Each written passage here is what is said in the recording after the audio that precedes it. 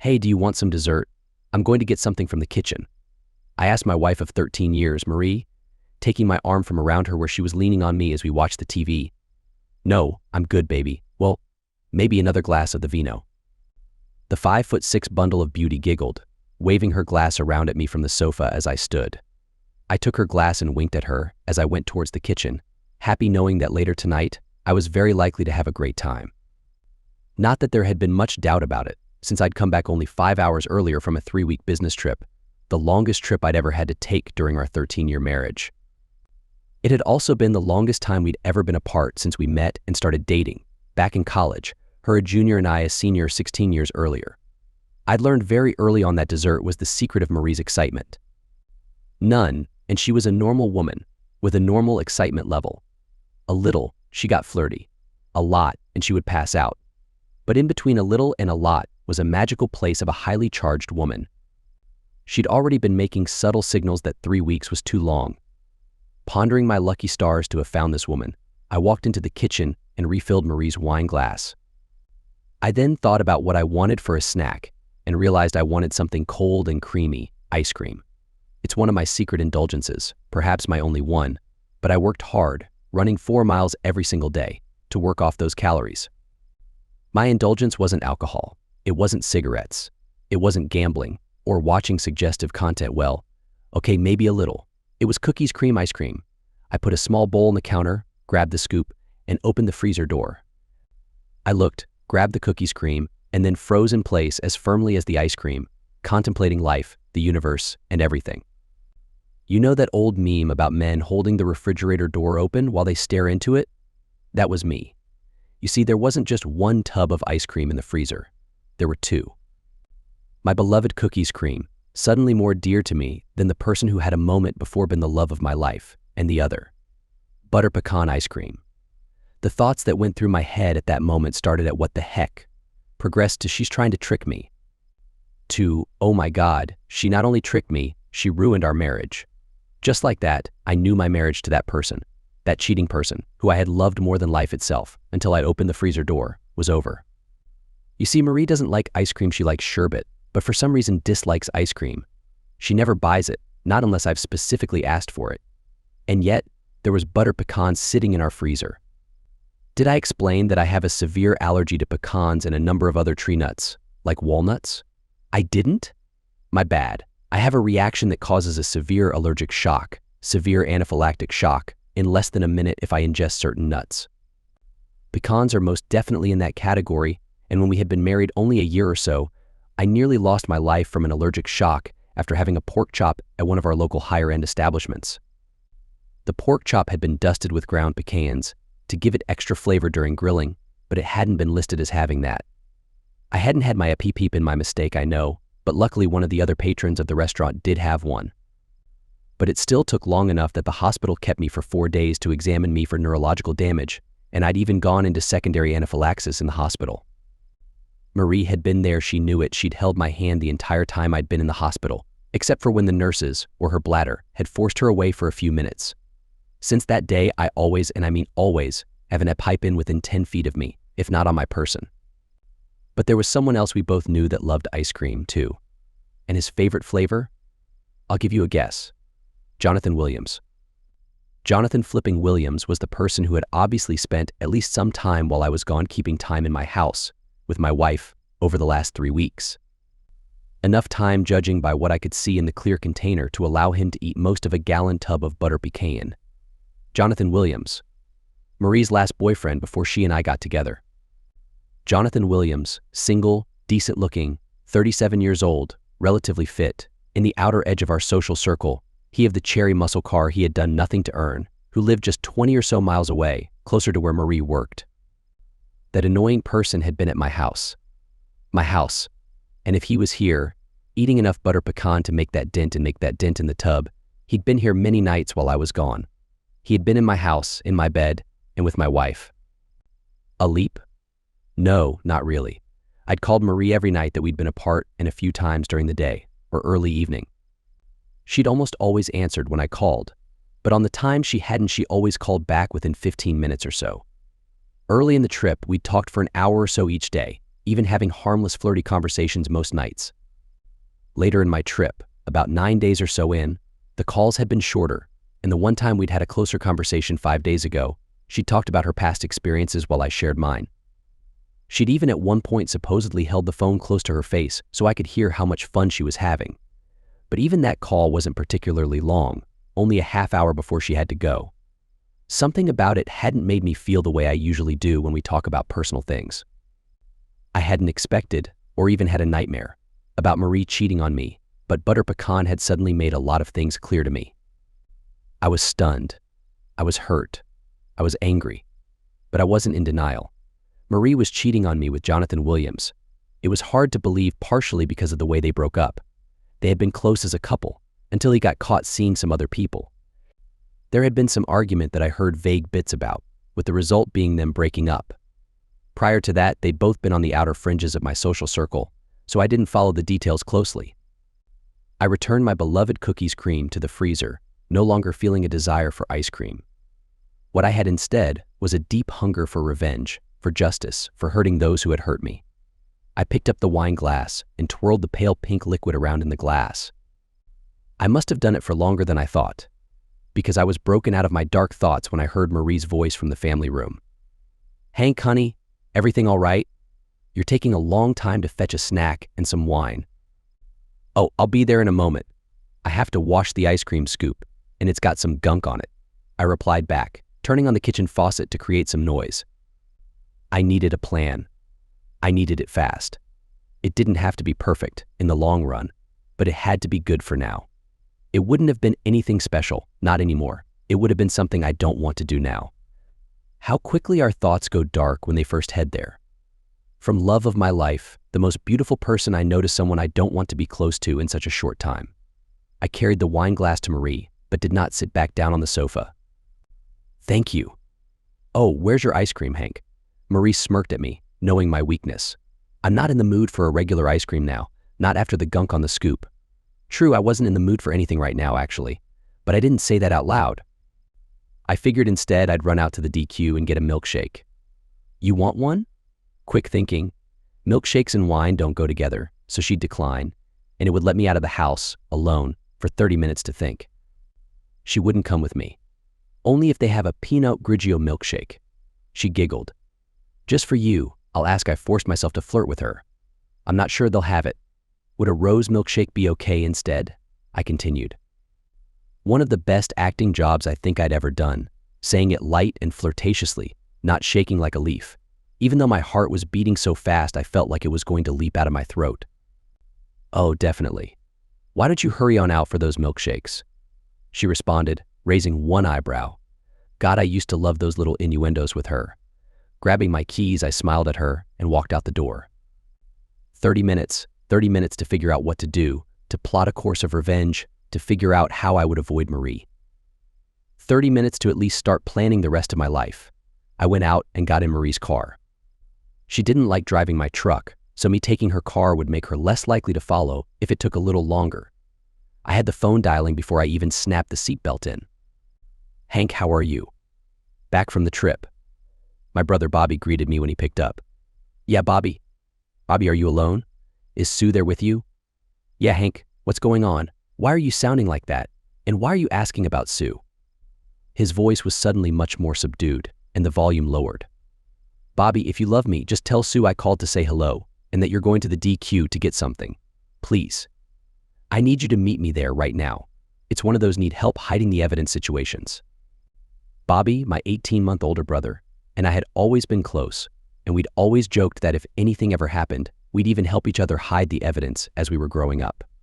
Bobby was still my best friend, and I his. Bobby didn't miss a beat. Suddenly, he became less cautious and more spirited. Bobby replied, "Of course, I'll help you with the truck tomorrow. No problem. We'll get together bright and early. If we get it done, is fishing on the table?" God, Bobby was the fastest person in the world in terms of thinking on their feet. It was the whole reason I was calling my big brother.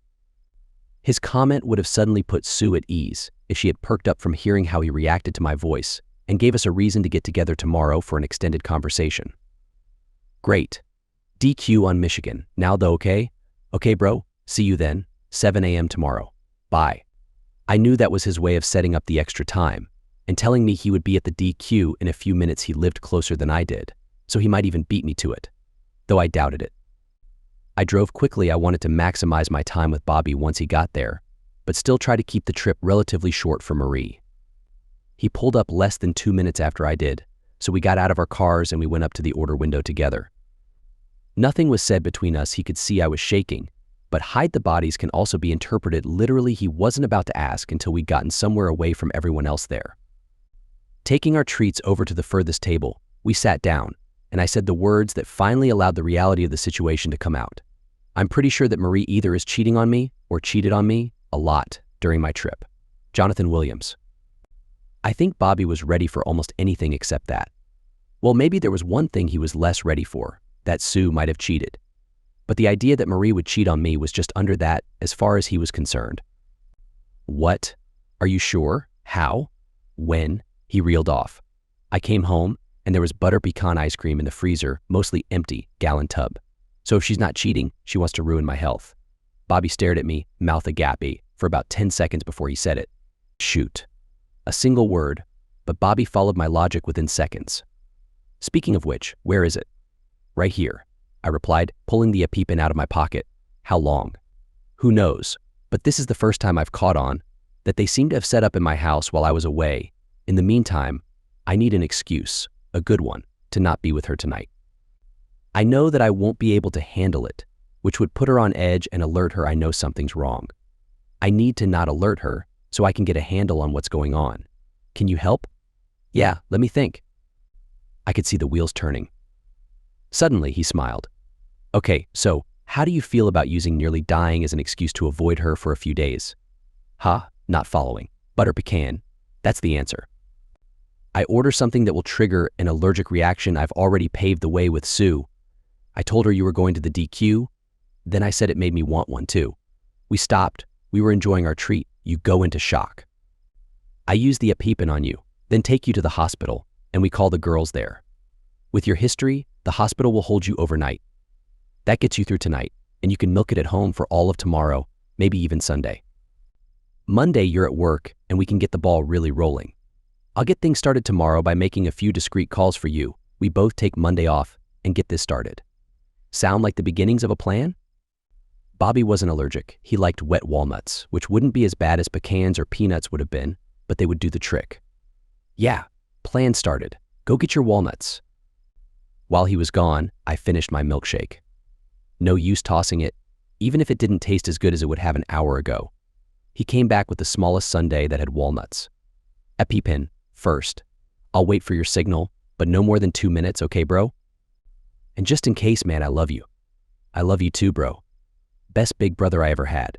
I chuckled as I took one of the smaller walnut pieces from his sundae, which he immediately then started shoveling in. Ow, brain freeze. He cried out, just as it started for me.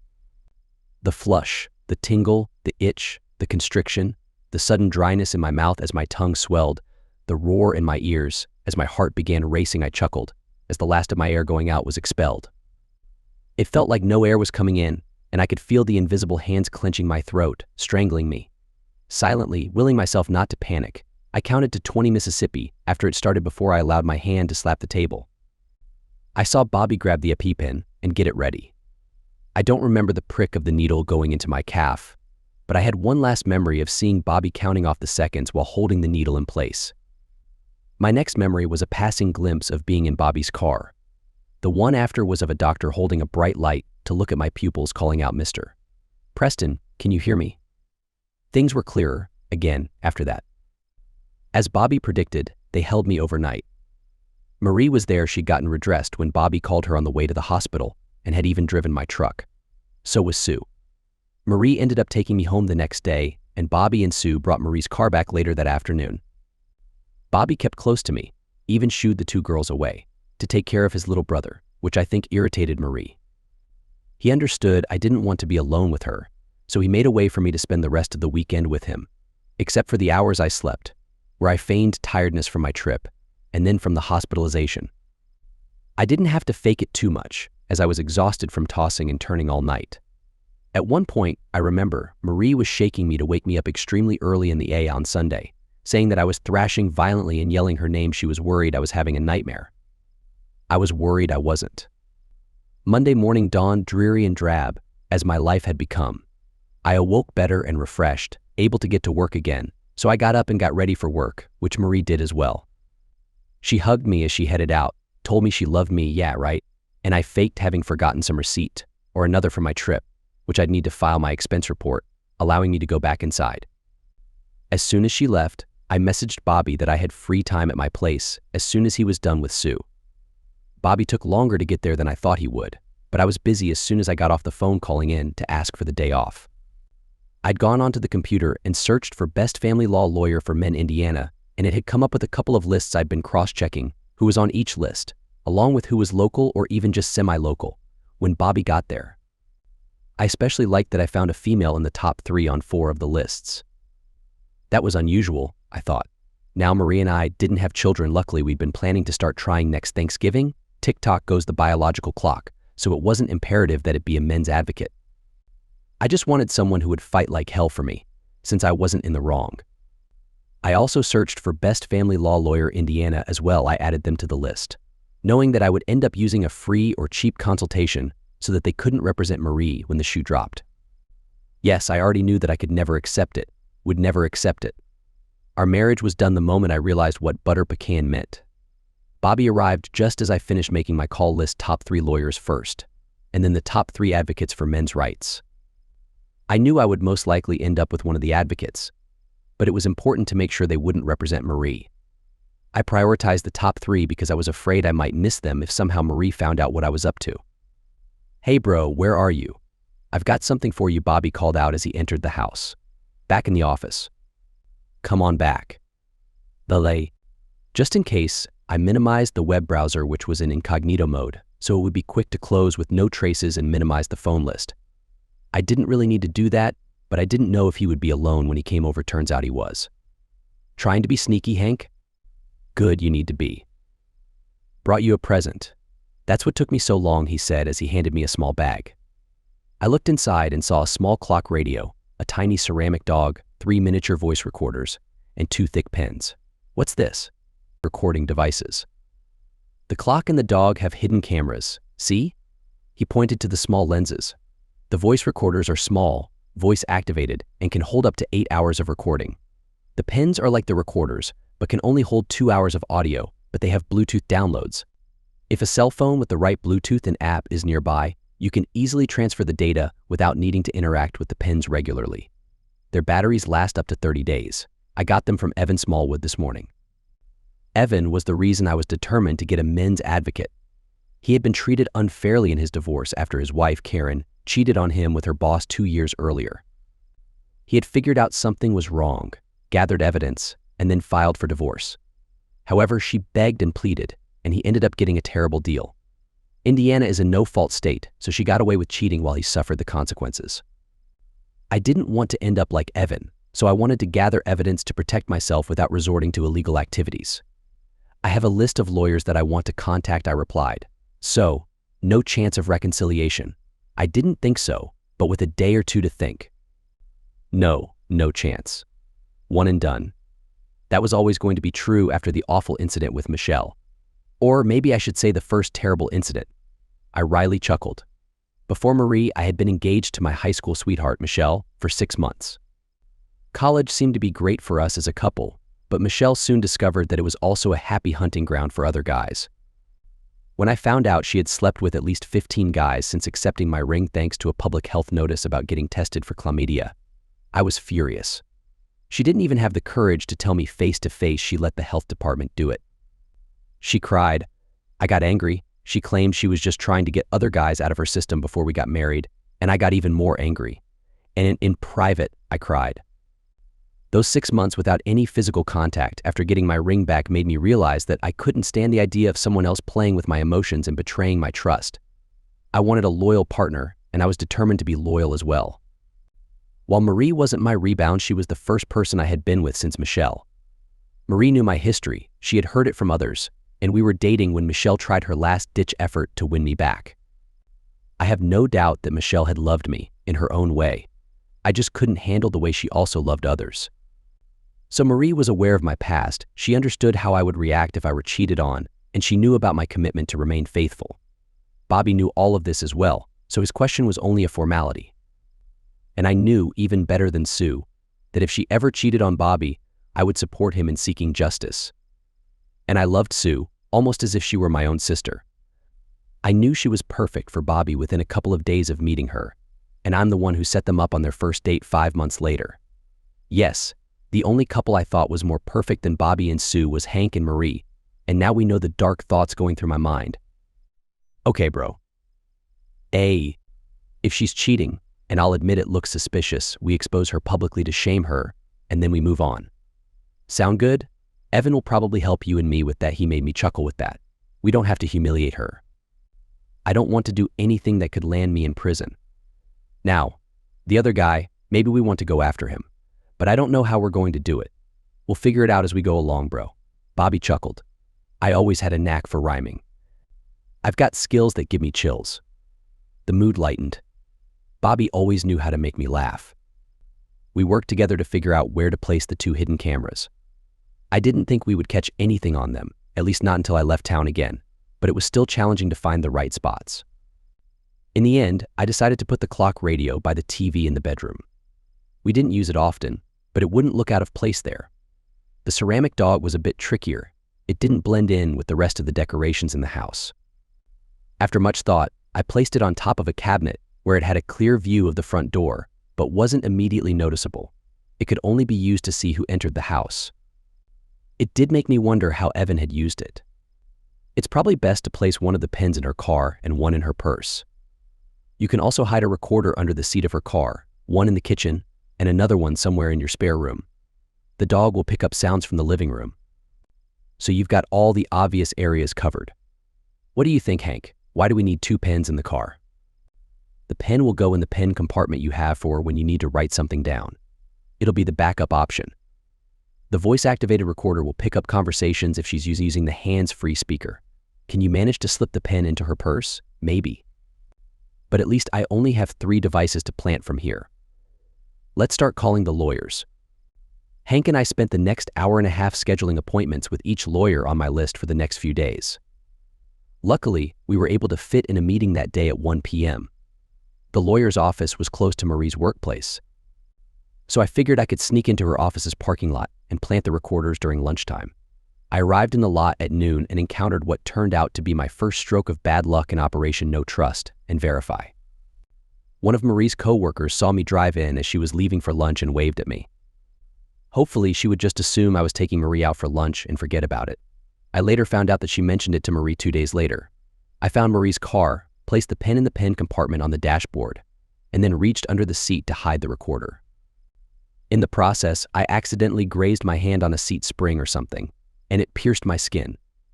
Ow, shoot. I finished planting the recorder under the seat, pulled my hand back, and used a tissue to clean up the little bit of blood. I locked and closed the car door and left for the appointment. I met with the lawyer at 1:15.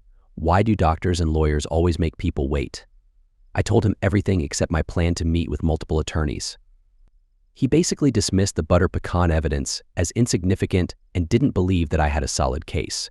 He was willing to let me put down a retainer if I wanted, but he told me that no judge would take it seriously.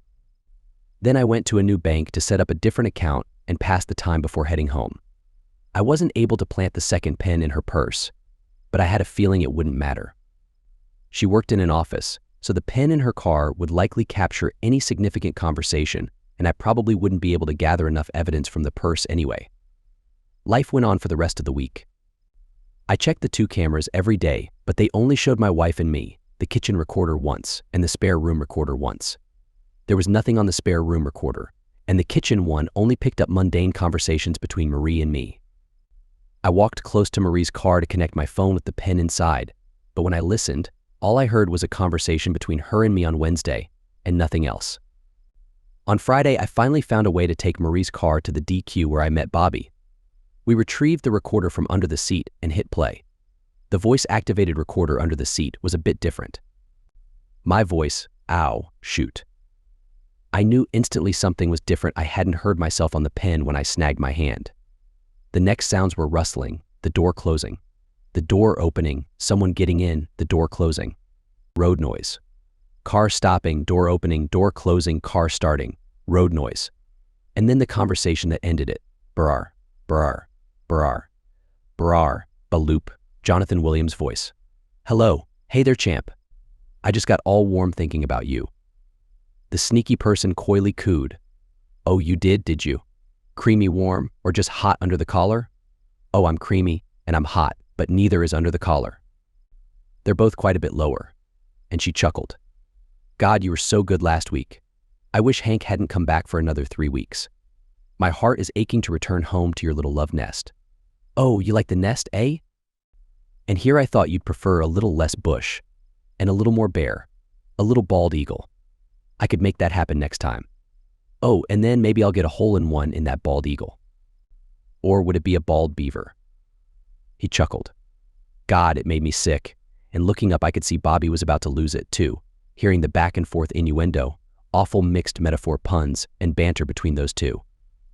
He reached over and grabbed my arm as I started shaking from my anger. Yeah, but you're going to have to wait.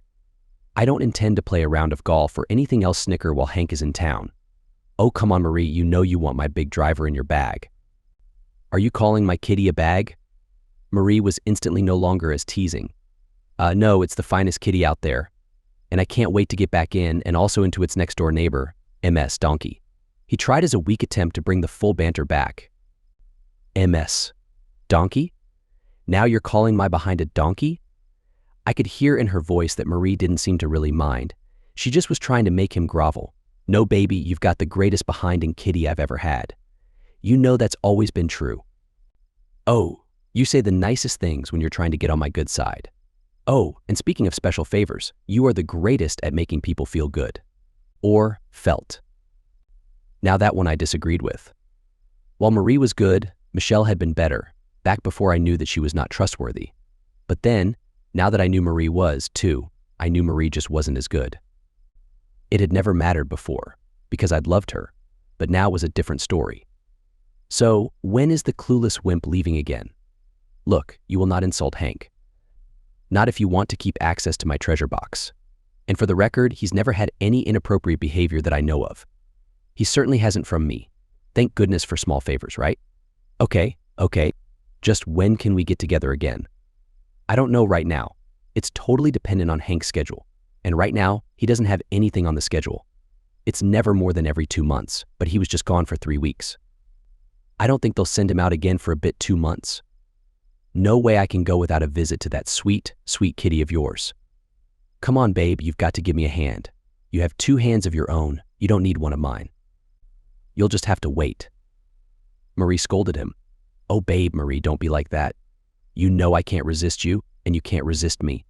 I resisted you pretty well for the last 15 years. Just because I finally let you get some doesn't mean I can't shut you right back down if you get too pushy. Yes, I enjoyed our little happy homemaking adventure, but I went without it fine for all of those years. I can do it again. And there it was. She admitted it, but it was also apparent that this was indeed the first time they'd shacked up. It didn't mean there hadn't been something shorter before, but it could definitely be inferred this was her first time completely off the reservation. Look, I'm going to let you go. Hank was ill over the weekend. I heard Williams whimper slightly at that. I intend to rock his world tonight, and I only called to get a little energized to start off, and to let you know not to call me. I'll call you next time he's gone. I still love you, Marie. I know that I messed up, but I still love you. I'm fond of you too, Jonathan. But I love Hank. You're just a reminder of what could have been, if you could have kept it together back then. Marie, you have to feel more for me than that, more than for Hank. After all, you were with me while he was gone. You were my wife, not his, while he was gone. You. While he was gone. I could hear the emphasis in her voice as she repeated it. I took nothing from my time with him. He was gone. And then I allowed you the unused scraps of my emotions, my love, my desire. Yes, I still feel something for you, Jonathan, but I don't love you. I love Hank. That's a great way to show it, you untrustworthy person, I thought. I'll take what I can get. Bye, Jonathan. I'll call you soon, and we'll see each other next time Hank is gone. Road noise. The car stopping, door opening. And that's when things made more sense as to why this last conversation wasn't on the pin. What's that? Marie's question didn't give context, so I didn't know what she was looking at. What? The sound of a click. Click. Click. What the heck? Shoot. She was silent for a moment. Why would this be here? Does. And then silence. I don't know whether or not the voice-activated recorder shut off, or if it ran continuous here, but after a moment she came back. That's the one. She mumbled. Shoot. Hank must have put this here. And I knew she had discovered one of the bugs. Judging by what we had pulled already from the two, she had realized that the pen was a bug. I was suddenly glad that I hadn't gotten one into her purse. Okay, so, enter pin, 1234. There, wipe recording. Done. Shoot, I have to redo it tomorrow. Sound of door closing. Sound of door opening. Sound of someone getting into the car, then door closing, car starting. Some road noise. Sound of the car stopping, door opening, door closing. That must have been her driving into work Wednesday. Sound of door closing. Sound of door opening. Sound of someone getting into the car, then door closing, car starting. Some road noise. Brar. Brar. BR. Baloop. My voice again, almost certainly the Kung Pao chicken conversation. Hey babe, where are you right now? Just outside work. Why, what's up? I feel like Chinese. Would you stop and pick it up if I order ahead? Sure. Kung Pao chicken and maybe an order of shrimp toast. Okay, I'm buying, you're picking it up. See you when you get home, Marie. Okay, Han, love you, bye. There were more sounds of doors opening and closing and occasional snippets of road noise, but that was it. And I knew. She found the pen, but not the recorder. She erased one, or at least the conversation she'd heard, but not the other. Bobby looked at me. She knows that you suspect something. She found the pen. Has she acted any different since Tuesday? She's just about hugged me to death every night. She's been agreeable, a bit more than normal, but I haven't seen anything else. I've gotten more attention from her, though, this past week than I think I've gotten in the last year, and that includes my birthday. She even offered her help to me twice this week, and that's Christmas and anniversary only normally. TMI, bro. But how have you been? Have you been able to keep it together? I've been Rain Man, bro. Tuesday, Wapner style. I've been clueless and as normal as I can be. She must think I'm Rain Man and Forrest Gump's love child. Bobby laughed at that, a mood breaker. Odd that he was more tense than I was after we heard the truth, but it is what it is. Okay, Bubba Gump, you definitely do clueless well. Just don't start talking about shrimp. Or Kmart. And we both laughed. It felt good to laugh. That moment, with Bobby, I knew I'd come out okay. No matter what happened, I knew that I had one person who would always be there for me, always keep me grounded. It wasn't necessarily who I wanted to always be there for me, since I couldn't imagine Bobby would look good in a little black dress, and he definitely would not be the one rocking my world at night. But it was something I could hold on to in the dark days I figured would be ahead. So I've spoken to 4 of the 6 lawyers. I can use this, I think. There's no way she's going to do something at the house, and she's smart enough not to look for hidden cameras or microphones or such in the house. We messed up with the pen, but we got enough, I think. What do you think, Bobby?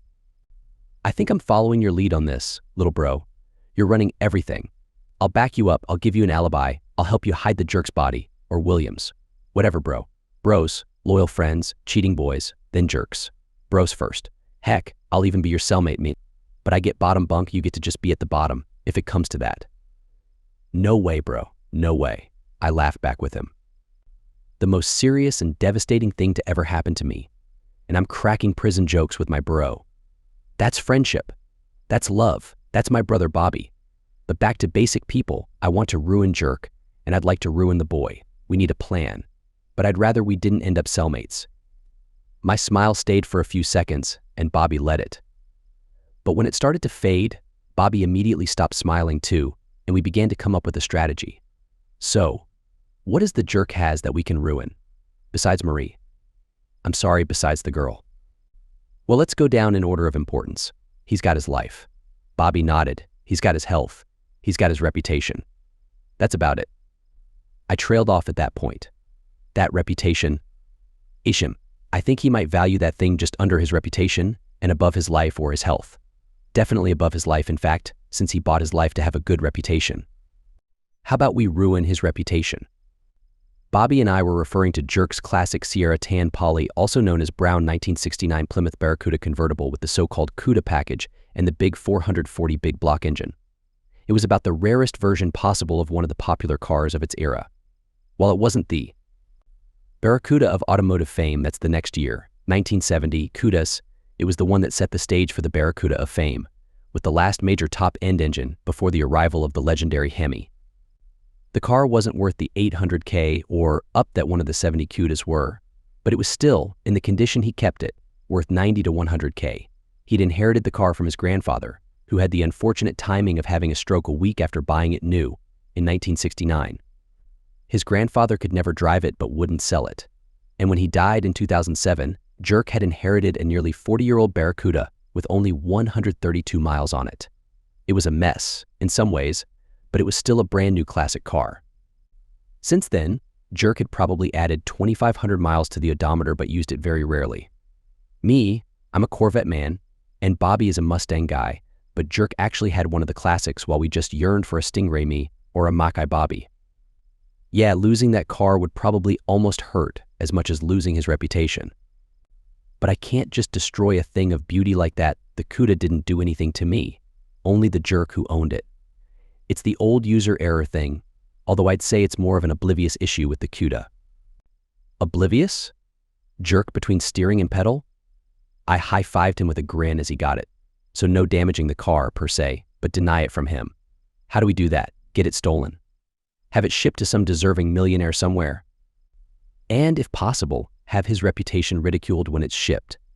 I like the way you think, but I don't know anyone who we could sell it to, and I'm not sure that we don't end up in trouble regardless if we steal it. Does Evan know anyone, Bobby? I mean, he's still dealing with the aftermath from his cruel person from hell. Maybe he knows someone. After all, if I'm out of town, I have an alibi, and we know that there is some chance that Jerk and the girl will get together. Don't see that happening right now, bro. She knows you're suspicious because she found the piece of evidence. She's going to look for the cameras and eventually find them, I think. She'll be on her best behavior because she doesn't know for sure what you know, only that you're suspicious. So she'll act like a good partner for a while. Now, if you want to stay with her for a year or two, cluck, that's cluck, up to you, and he lightly coughed, which sounded suspiciously like the word cuck. The subtle chicken clucks told me what he thought of that option. His not-so-subtle way of saying if I didn't dump her, I was a chicken and a cuck. Of course, a fake trip, followed a week or so later by removing all the bugs, might do the trick of making her think she's gotten away with it. The trip would be you trying to get her to slip up. But the removal a week after the trip would be you not having found anything, and deciding that whatever it was that made you suspicious was wrong, and you didn't want her finding the bugs and starting something based on a wrong suspicion. That could reset her thinking. I'm just not sure I can stay with her. It comes out clear in the call that she thinks she loves me. I'm not sure I agree if she can be with Jerk while I'm away, but she thinks she does. She may never do it again, realizing how close she came. Or she may get way more subtle, and I might never catch her again. But one way or another, we need to get Jerk, and soon. All right, let's think about it overnight. I'll get with you tomorrow morning. We'll go fishing or something. In the meantime, from now on, you and I need to check our cars every day and only talk about this either on work phones or in person. She might just stick a recorder somewhere on you or me if she can figure out how to do it. I think, in fact, we need to take the boat out tomorrow and do some fishing. We'll leave our phones in the car. Too, you aren't going to betray me, are you? Put me out of my misery, I asked, referencing Fredo's fate in The Godfather Part 2. I'm going to make you an offer you can't refuse. Bobby joked back. We hugged and made plans to meet at 7 the following morning to go fishing. It wasn't unusual, so it wouldn't make Sue upset at all, although Marie might worry, as she should. That night, Marie again tore me to pieces emotionally and mentally, and left me feeling shaken. As she curled up around and on top of me as I was drifting off, I remember her gently shaking in my arms and hearing her whispering softly to me. After she thought I was asleep, "I'm so sorry, Hank. I love you, only you." I could feel her tears on my chest. It was a messed up world where she cheated, she knew I suspected it, and yet neither of us could talk about it. Life, right? My dreams that night were the most pleasant I'd had since I'd returned from my trip. I distinctly remember driving Jerk's CUDA at high speed down a long road, his bronze reputation swinging from the rearview mirror, while receiving a compliment from some nameless, faceless woman who smelled like Marie's hair, all as a gentle rain from a cloudless sky wet my chest. It's one of the clearest dreams I think I've ever had. I think I understand what the dream meant and where the pieces came from, but I have never had smells included in my dreams before or since. But Marie's shampoo scent has always stood out to me from that dream. When I felt the vibration from my smartwatch waking me at 6 a.m., Marie wasn't in bed, but I could smell bacon cooking. While Marie often cooked in the morning, it was rare for her to cook on days when I was going fishing. She'd typically stay in bed and asleep until long after I left. I'd even come back from shorter fishing trips and still found her asleep in bed at 11 or so when the weather turned and we cut the trip short.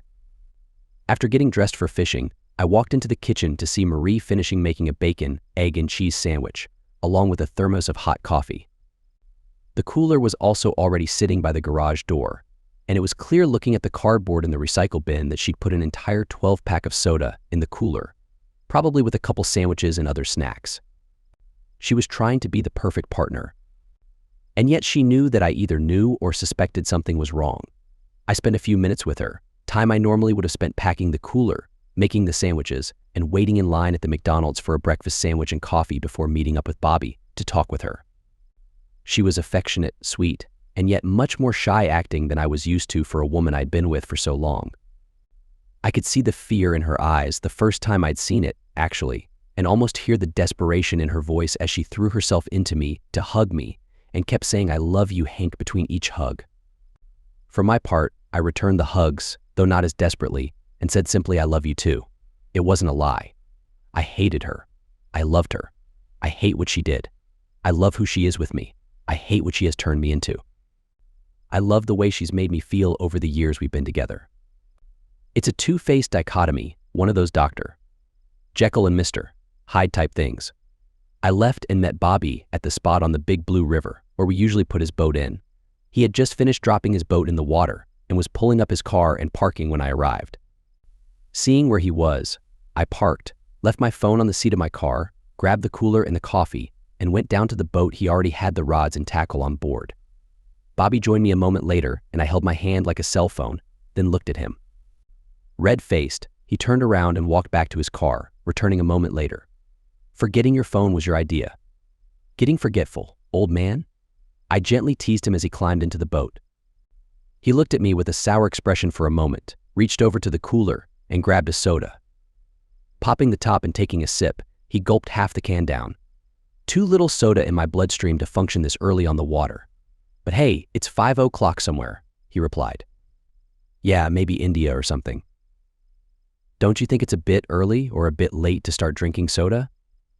"Besides," I responded, starting the boat and moving away from the shore, "I thought I was the one who was supposed to be drinking 24/7.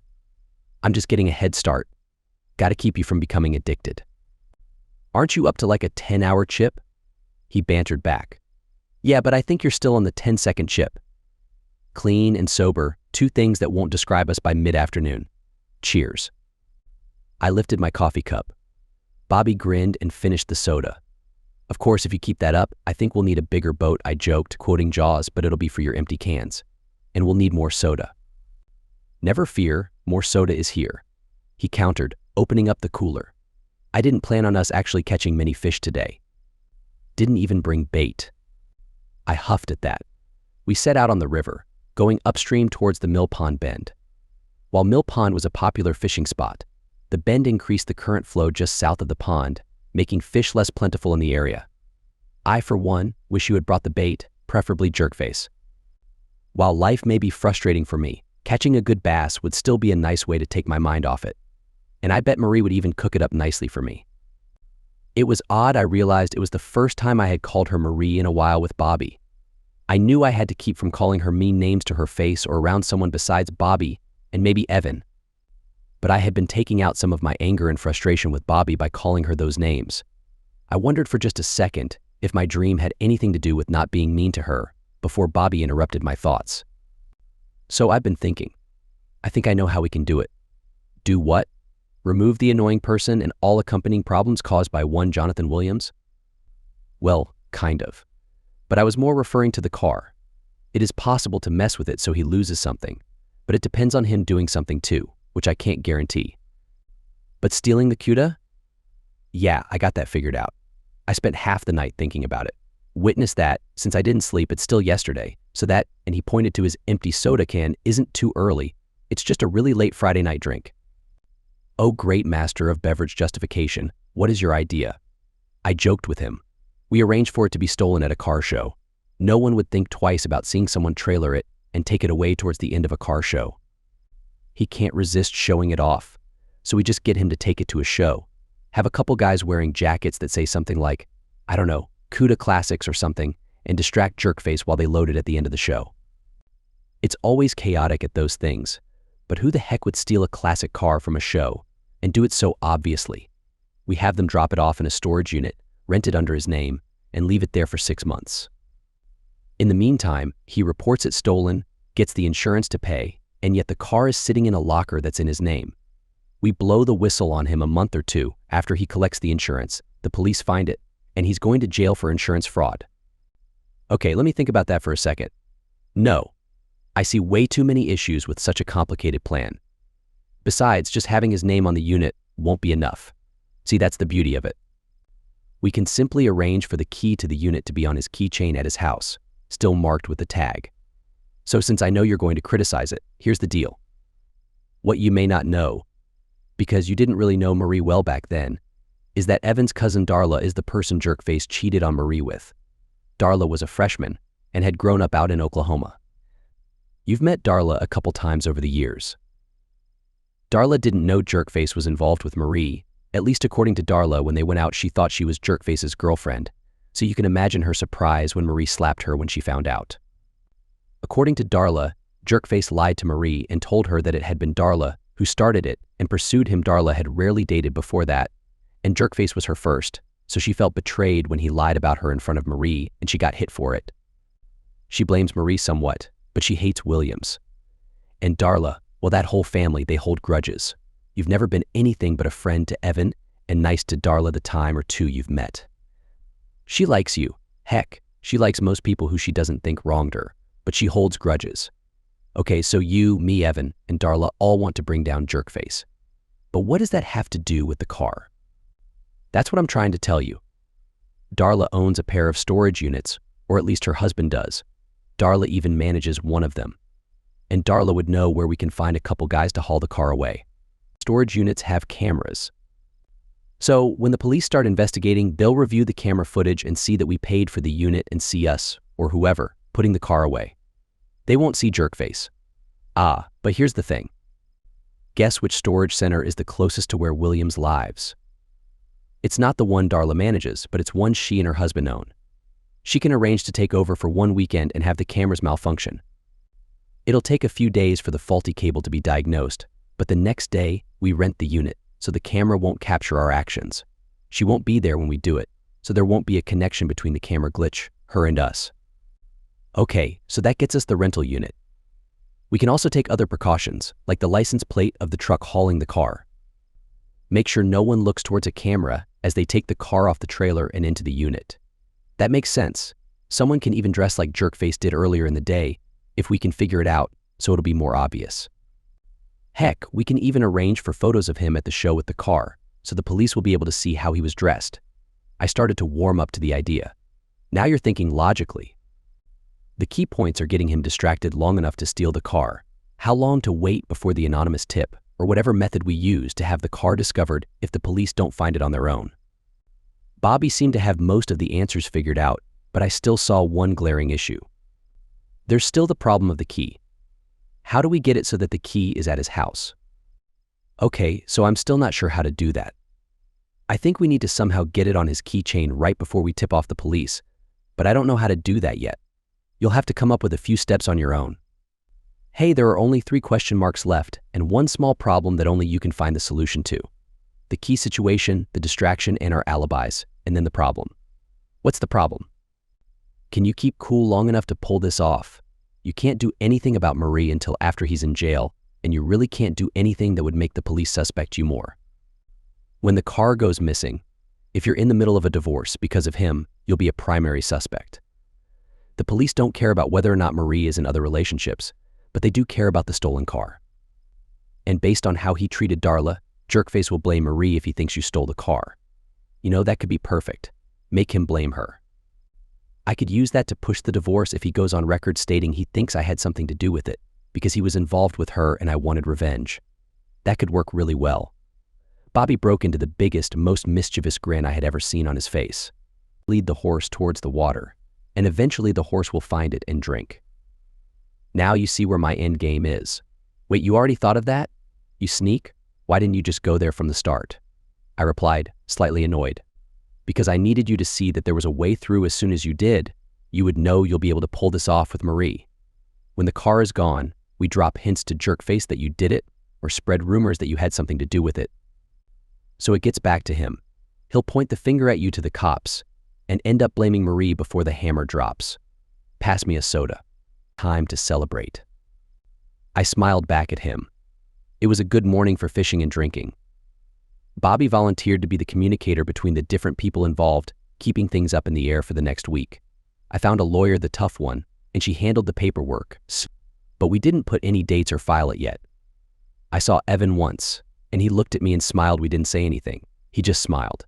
I knew he was thinking about getting revenge on all the people who sleep with other people's partners, and it was the first time I had seen him genuinely smile in a while. It was reassuring in its own way. Meanwhile, Marie was still trying to treat me well, and the bugs weren't picking up anything new. I constantly checked myself in the truck for anything suspicious that might be used to eavesdrop on me. I guess that made me a bit paranoid. If Marie truly loved me and didn't want to lose me, she would be on her best behavior and try not to give me any reason to doubt her. That didn't mean she wasn't trying, but if I had to guess, I would think she was waiting for me to get over my suspicions. The pen and the recorder under the seat always matched, and I started keeping track of how many times the car was driven. There were a few more times than I would have expected, but all the conversations that they picked up were harmless, and both recording sets started with me stating the date I last reset them, so I knew they weren't being tampered with. For my part, I couldn't act completely normal around her, but I didn't let my anger get the best of me. The interesting thing, I think, was that the car show fell into our laps unbidden. It turned out there was a local show, smaller, but still big enough, that was being given to benefit the local Peyton Manning Children's Hospital coming up in 2 weeks. Jerk had signed up to show off his car, which represented the perfect opportunity. I was purposely kept mostly out of the loop. My vengeance would fail if, during police questioning, I slipped and said something which indicated I knew too much. But it also increased my anxiety. I didn't know that the T's were getting dotted and the I's crossed, or vice versa. Hopefully vice versa. All of that was going on while I was still having to put up with Marie and somehow keep up a semblance of normalcy around her.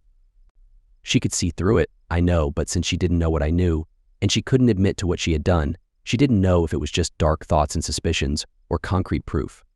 I did decide one thing, separate from Bobby though. I was going to keep the recorders and cameras up until a couple weeks after the show. Oh, I didn't think they would catch anything now, but removing them too suddenly now that she knew I was looking would probably be a big tell as to the fact I already had her own damning voice talking about her affair. While they were up, she could think it was just suspicion. The night before the car show, Evan just happened to show up the same time Bobby just happened to show up at the DQ. I just happened to show up a few minutes later. What a coincidence, eh? Bobby and I hadn't talked about what was going on anywhere near our cell phones, nor any other place there could be bugs, so we'd only been talking about normal stuff lately, but I knew I needed to get briefed in. Hank, you have to be the one to set it off. You have to be the distraction. Evan and a friend of his who you will not be meeting are going to be the guys who trailer the car. I'm going to be Jerk in the video at the public storage unit. I'm going to need something from you, though. I need you to text me a picture of him at the car. I've got a disposable phone, and he handed it to me with one number preset to another one of mine. I'll match his clothes as best I can and add some dark glasses and a Colts ball cap. With the video quality, that'll probably be good enough. We need you to stay visible and be noticed. The only picture you take with this camera is of him at the car. You'll toss the phone at the gas station on the way home, okay? But I need you to take a lot of photos throughout the day, talk to people, get cards, even hand out your number a few times to some of the vet guys. Make sure people see you and remember you. Take the photo with that camera as early as you can, though, as it might take time to match the clothes. Okay, got that, but what about the distraction? What do I do for that? You're made to have to improvise a bit. There will be something that should be able to pull him away for 10 minutes or so. Maybe arrange to donate a prize to a top 1960s cars from each make. The Barracuda may not be a 1970, but it's likely the best 1960s Mopar. Give a $100 donation for each Chevy, Ford, or Dodge Best in Show for the 1960s. $300 you can write off on your taxes, man. Arrange the award there and have the award ceremony take place at, say, 5:30, but you have to be there to pick it up. How's that? Improvise. Heck, you've just given me the whole spiel to do it. It's a plan. I'll even make the Mopar last to pull him to the main tent longer. If I do it right and talk a minute about the great 1960s muscle cars, and then have each guy talk about why his car was king of the 60s, I might be able to stretch it to a half hour. See, now that's what I meant by improvise. Evan piped in with a laugh. Williams will probably be a half hour all on his own, never mind the Corvette or Mustang guys. But if you don't include a goat, you're going to tick somebody off. You said Chevy, Ford, Dodge, you've got to include Pontiac for the GTOs and Firebirds. Okay, now it's what, $400? Why don't I actually make it $500? And we'll have a vote off among the spectators in the tent at the time to see who gets the extra 100. Although it bothers me that I'll be giving a $100 to Jerk for messing around with my wife. Money well spent when he's Bubba's cellmate. And you'll have an ironclad alibi. Bobby was right, of course. If it set Williams up, it was worth it. The following day was well and nicely started, with clear blue skies, moderate temperatures, a bright and cheery sun.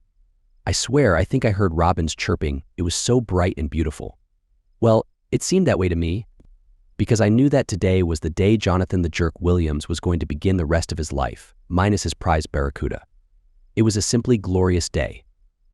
I failed to believe the forecast from the radio as I drove to the car show, overcast, with a 30% chance of precipitation, highs in the mid to upper 50-degree range. As someone once said, I reject that reality and substitute my own. After paying the fee, I made my way over close to where Williams was working on setting up the presentation area around his car. I took a quick picture of him and the car after I walked past him, and then sent the text to Bobby.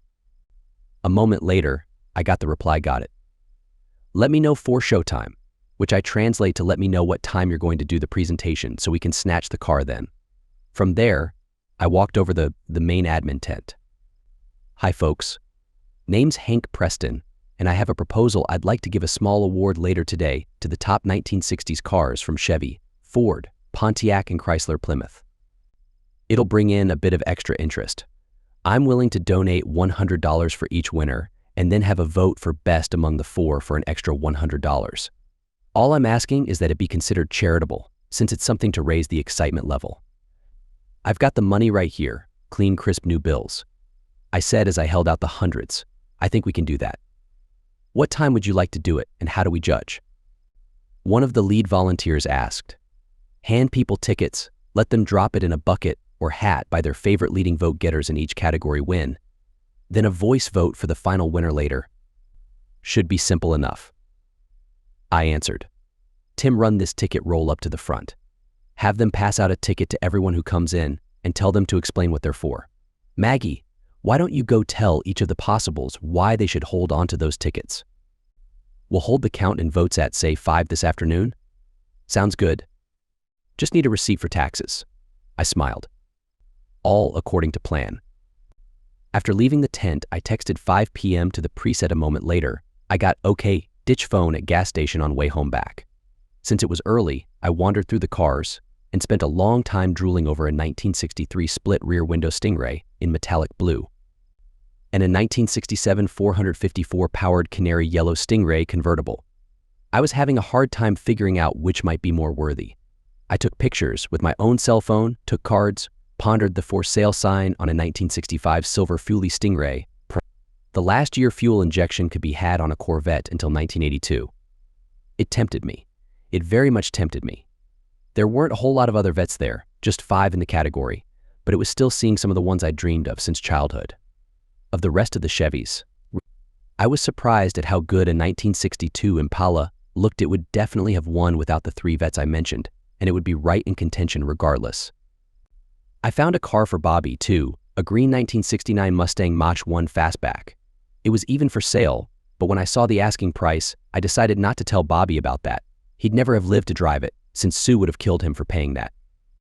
Best, in this case, to let sleeping dogs lie and pony cars for sale go to someone else. Hey, if I couldn't have the Fuelie, he can't have the Mach 1, all right? There were also a decent number of mid-60s Stangs, even a single 1964 1/2 convertible that was definitely interesting, but the Mach I was the star. Perhaps if there had been a Shelby or an Eleanor, but there wasn't. The other Fords only had a single Galaxy 500 that truly stood out.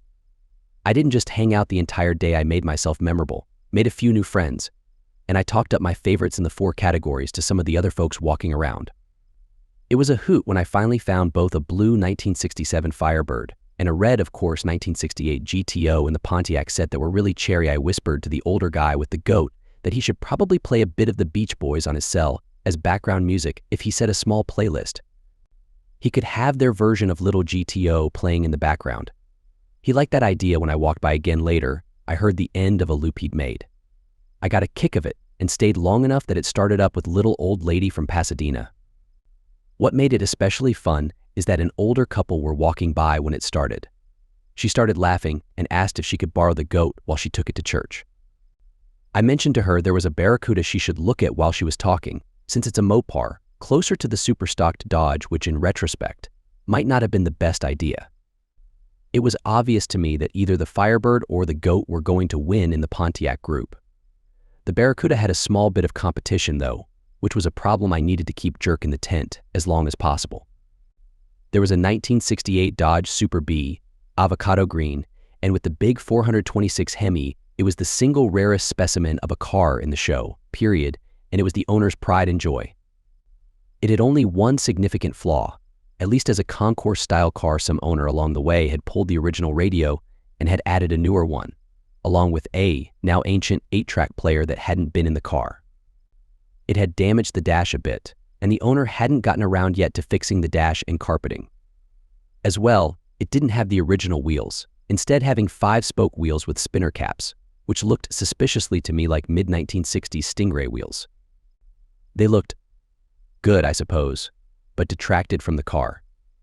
I mentioned it to a few folks, and probably destroyed what could have been a friendship when the owner heard me. I really liked the Super B, but the Barracuda needed to win. I started getting nervous around 4 p.m.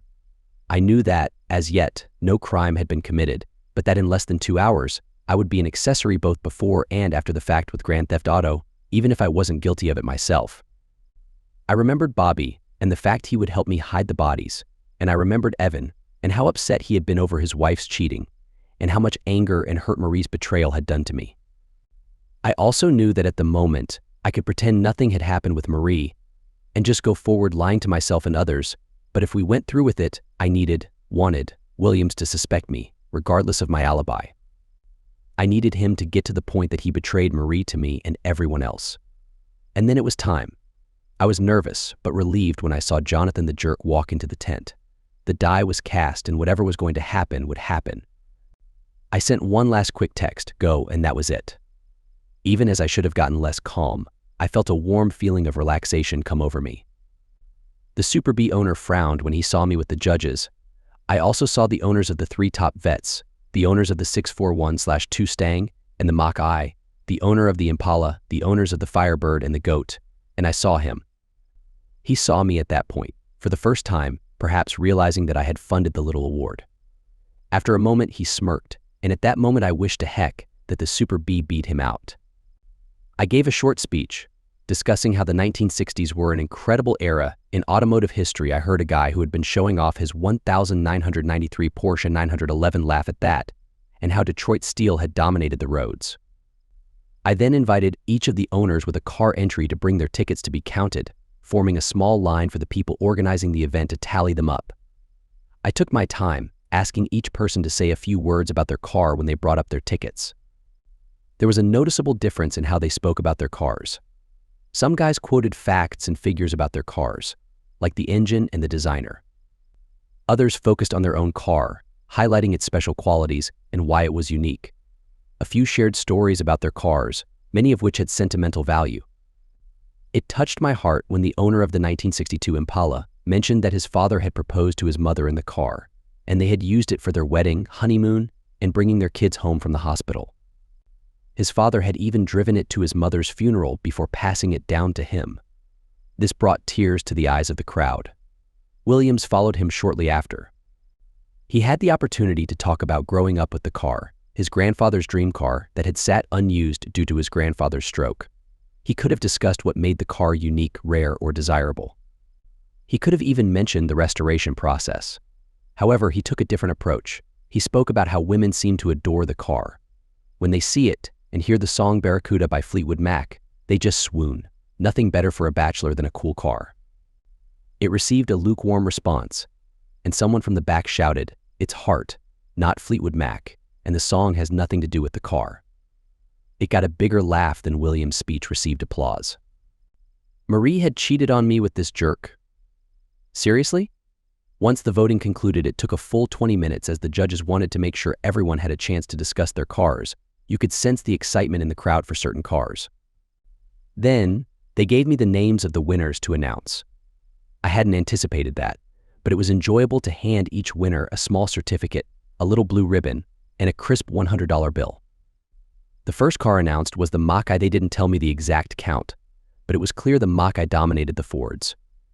I was taken aback when the Impala won over the top two Corvettes, the 63 and the 67, but it was evident that the owner had been sharing their story all day. I believe they received many votes from the ladies, and even a few men, because the car looked stunning and had a beautiful story attached to it. The GTO took home the victory for the Pontiacs, but it was a close call. People in the tent debated which car would win. Finally, it was time for the Mopars. Someone from the back yelled that there should be separate awards for Dodge and Plymouth, just like I had done for Pontiac and Chevy. It was obvious that he was biased as he wore an "It's a Hemi" t-shirt. I politely declined, explaining that I had to set a limit due to budget constraints. It was nearly 5:30, so I knew I couldn't keep Williams in the tent away from his CUDA for much longer. And then it happened. The Super B won in the Mopar category. We weren't finished in the tent, but there was no way for me to stall how long Williams would stay. He was free to leave or choose to be a good sport and find out who won the final prize, Best of the 60s. It was only another ribbon, certificate, and the last $100 bill, but it would have still been enjoyable. And Williams stormed out. I was left behind, having to prolong the in-person voting among the remaining 70 or so people, the majority of whom had been there from the start. I stretched it out, all the while feeling the weight of the situation bearing down on me. 5 minutes until Williams reached his car, then an additional 5 minutes to figure out what happened, followed by a few more minutes. My world could drastically change within the next 15 minutes, even though I had spent the entire time in the tent in front of everyone. My alibi was solid, but it wouldn't hold up against a conspiracy grand theft auto charge. I knew I had to remain composed and act shocked by the audacious theft, just like everyone else, so I played my role. I called up each of the 4 winners and had them stand in front. I held my hand above each one, starting with the GTO, which received a good round of applause. Then came the Mach-E, which garnered slightly more enthusiasm. Next was the Super B, receiving a nice response but clearly coming in third. Finally, I covered the Impala. Personally, I thought the Impala was nice but not a true muscle car in my opinion. The 63 split rear window coupe deserved the title of Best in Show, but my opinion didn't matter in this case. The crowd erupted in cheers and applause for the Impala, showing their overwhelming support. As soon as they did, the Mach-E owner turned and shook hands with the Impala owner. It was clear who had won. I couldn't help but smile as I shook his hand and presented him with his prizes. Another exhibitor even brought over a can of car wax and gave it to him. You could see how touched he was. He knew his car was great, but it was the story behind it that made it the crowd favorite and the best in show. Just as he walked up to the microphone to express his happiness, Williams burst in, yelling that his car had been stolen. It was a shame for the Impala owner, Thomas Warner. He had been enjoying his moment until then, but the chaos that followed his announcement was remarkable. As he was leaving, he turned to me and said, "Hank, he really is a jerk, huh? My wife is going to love the $200 though." "Thanks." He winked at me and walked away. Although he had overheard my name, we had barely spoken before that, so I was surprised that he called me Hank and knew what I thought of Williams. I joined the crowd as they went over to where the CUDA had been parked. I made sure to walk around the area, inspecting things, and I encouraged others to do the same. Maybe I had watched too many crime shows, but I wanted to ensure that the crime scene was contaminated with multiple people and objects. I even accidentally bumped into a 10-year-old, causing him to drop a box of popcorn near the scene. While apologizing, I purposely stepped on the only tire track I could find, effectively erasing the evidence some popcorn got mixed in as well. I gave the young boy some money to buy a replacement box since it was my fault. It wasn't until the police arrived that Williams looked in my direction. By then, the crowd had halved. I overheard what triggered it. One of the officers asked, "Do you know anyone who would want to harm you or steal your car? Do you have any enemies?" That was the moment when he glanced at me. "I can think of one person. We'll need to discuss it privately," he replied, and they walked a short distance away, out of earshot. He pointed in my direction, and the cop glanced over at me. Thoughts of criminals always returning briefly to the scene of the crime crossed my mind as the officer examined me. At one point, he looked at me again and pointed. I smirked at him before turning away. After about 30 minutes, I left, taking a brief moment to wipe down the burner phone with a cloth and erase all its contents. I tossed it out of the car window onto a grassy area near the road, a few miles away, where I knew some teenagers frequented. While it was possible the police could find it, I doubted it, and the incriminating evidence had already been removed. I chose that location because it seemed less likely for the phone to be discovered compared to tossing it at a gas station where they might have surveillance footage of me. I was anxious, but did not call or otherwise talk to Bobby or Evan that evening. I had something scheduled with Bobby the following afternoon and figured we could talk then. I did tell Marie, just to see how she would react, about the theft. "Hey, something strange happened at the show today. One of the cars was stolen." "Oh, which car? And did they find it?" Marie asked. Not really caring except that it was something interesting that had happened to me that I was sharing. She was still walking on eggshells around me, avoiding the sensitive topic. It was Jonathan Williams' '69 Barracuda. Man, he was upset. Marie went pale, briefly at the mention of the jerk. He was furious when the cops got there. And I don't know why, but he kept looking at me. I intensified the situation a bit. "I wonder why," was her only response. "So, where are you taking me for dinner tonight?" She quickly changed the subject. "I'm feeling like something deliciously satisfying tonight. I want to indulge in all those little annoying things around me. So maybe not indulging, but let's go to Red Lobster, and you can indulge in a huge platter of shrimp. Gotcha." It wasn't until I walked off to freshen up that I realized that she may have made a pun. I was the Barracuda, and I just devoured Jonathan Williams' prize car. He was the shrimp. At least I hope that's what she meant, and not something else. Red Lobster was good, and again, Marie wore me out that night. I felt like she was acting like a movie star, with all her enthusiasm. The next day, bright and early, the police arrived at 8 a.m. I was awake, but Marie was still sleeping upstairs. I was surprised, but also nervous. In my mind, there was only one reason the police would question me, that they had figured out what we had done. You can imagine how nervous I was, but I tried hard not to let it show. "Mr. Preston, can we have a few minutes of your time?" One of the cops, Lawrence, from his name tag, asked. "We just have a few questions about yesterday's theft of a brown 1969 Plymouth Barracuda belonging to one Jonathan Williams at the car show. We understand that you were there, and we wanted to talk with you."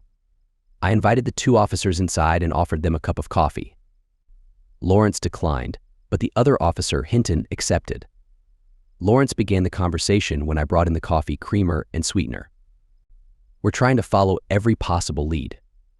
You were there, and it seems like you were taking pictures of people at the show. We were hoping to get copies of those, as well as ask you a few other questions. Williams seems to believe that you may have been involved. We don't believe that, but he provided a motive. However, we know where you were at the time the car was stolen. We have confirmation from at least 30 people that you were at the awards ceremony for Best 1960s Car, and you were even the host. Mr. Williams himself acknowledges that you were there but insists that you know something. What possible motive would I have? I don't like Jonathan, but I don't have any reason to dislike him. After all, he used to date my wife before I really knew her. Their breakup because of his infidelity eventually led to us being together. He can be difficult, but I should actually be thankful. And are you thankful, Mr. Preston?" "What do you mean by that?" "I'm not able to discuss that right now. That sounds strange. Anyways, the last time I saw Jonathan's car was around 4 or so. Jonathan entered the tent closer to 4:50, maybe 5. And yes, I can give you the pictures I took. I went over to my computer, connected it to my phone to download the pictures, and then transferred them onto a small, inexpensive USB drive. I walked back to the officers, who were discreetly looking around the room. It's irritating when cops become curious for no apparent reason. Here are the pictures, Officer Lawrence. I'd love to get the USB drive back when you're done. I'm curious about why you're here besides asking for the pictures. Jonathan thinks I did it? Just then, I heard a small gasp and looked up to see Marie. I knew I could make it seem like the police presence in the room caused Marie to gasp. Honey, these are Officers Lawrence and Hinton. They wanted to see the photos I took yesterday of the crowd and the cars at the show. Oh, Mrs. Preston, may I speak with you privately? Added Hinton. Sure. What do you need in private? She looked lost and pale as she led him into the kitchen. What was that about? I asked Lawrence. Just needed to verify something, Mr. Williams mentioned. Can you tell me where you went after Mr. Williams' car was stolen? I chuckled. Yeah, I stuck around there for a bit, and then I came home. Marie, my wife, wanted to go out for dinner, so we went to Red Lobster and then returned home. Why? Are you making it sound like I need to be worried? No, it's nothing like that. He attempted to reassure me, but I knew more than he did about what was going on. He and his partner were trying to find out from my so-called loving wife whether the motive that Jerk had provided was true. Regardless, the conversation stalled at that point. A few minutes later, Marie and Hinton returned to the room. Hinton nodded at Lawrence, and they prepared to leave. Thank you for your cooperation, Mr. Preston. If you think of anything that might be helpful, here's my card. He handed me a card with his contact information on it, and they left. What did they want to talk to you about? I asked Marie. She went a bit pale when I asked, but then said, he just wanted to discuss Jonathan and our past relationship, back when we were dating, and whether or not you and Jonathan get along. Not really. He can be quite a jerk, actually, I replied. He's not that bad, but he's not you, that's for sure. I love you, Hank. I don't know. He treated people pretty poorly yesterday at the show. And he was a sore loser, claiming his Barracuda attracted lots of attention. Sounds like a jerk to me. Yeah, I guess that makes him behaving like a jerk. But he's not important. After all, he's not my husband, the man I love. He's just some guy, some jerk I used to date. I love you, Hank. I could tell what she was doing. She wanted me to say it, to reassure her. I love you too, Marie. It pained me to say it. I knew it was a lie. I knew it was the truth, and I hadn't wanted to say it, but it wasn't time to stop saying it. Bobby called later that day and canceled our plans. We talked on the phone, mostly about trivial things like fishing. I wanted to hear his side of the story, but I didn't dare. Life moved on. A few days later, I met Bobby again at the DQ. We sat and enjoyed our treats as we talked about unrelated topics. We briefly touched on the car theft, as it was now circulating through our social circle, but we only questioned why, out of all the deserving cars in the show, someone decided to steal that one. We both knew the answer, of course, but our conversation didn't indicate that, since we wanted others to overhear. We speculated as to why someone would steal that particular car. It had come to light that the thieves had worn jackets with classic cars and a logo of a Dodge Coronet on them, which had also been on the truck removable stickers, it turned out, but sufficient to deceive people. And we briefly mentioned our suspicion that Williams had been responsible and it was an insurance scam. I'm not sure if the police heard our conversation or if they heard of it directly, but we spoke loud enough that a few other people passing by likely caught snippets. We hoped the rumor would spread. It was 10 days after the theft when he finally confronted me. I was surprised, in a way, that he hadn't done it sooner. He wanted my woman, and he thought I had taken his most precious possession. He attacked me in the parking lot of my workplace on a Tuesday evening, right as 5 of my coworkers were coming out. I had seen his regular car at the back of the lot, so it wasn't a complete surprise that he was there, but I pretended like it was. The unexpected blow to the small of my back hurt tremendously. It didn't help that he then smashed my head into the roof of my car. Where's my car, jerk? I'm going to beat you until you tell me where you hid it. He proceeded to ram my face into the A-pillar of my truck, making me gasp. The pain was beyond any I had ever felt, not from my face, but from my chest. You couldn't satisfy Marie, could you? She should have been with me all along. I even left a little surprise for you on your pillow, you idiot. You're nothing but a coward, a piece of trash. Where the heck is my car? With each sentence, he landed another punch I distinctly heard and felt it when he broke what turned out to be my 3rd broken rib. But that pain was nothing compared to the agony in my left chest. I could feel an invisible weight on my chest. I was a bit stunned, but I had anticipated this moment. My coworkers hadn't. It took them a moment before they rushed over.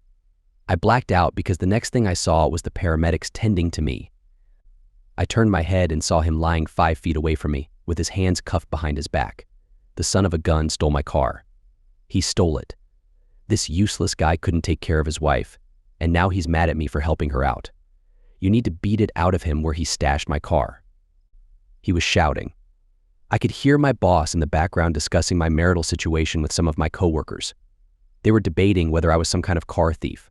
I decided to play along so I would have plenty of witnesses to him making accusations.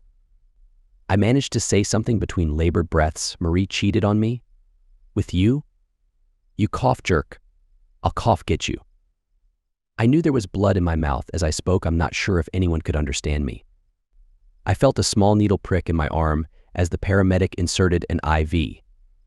A moment later, my arm went cold, and after a few ragged breaths, I don't remember anything. I woke up in a familiar place since Marie's betrayal, the emergency room.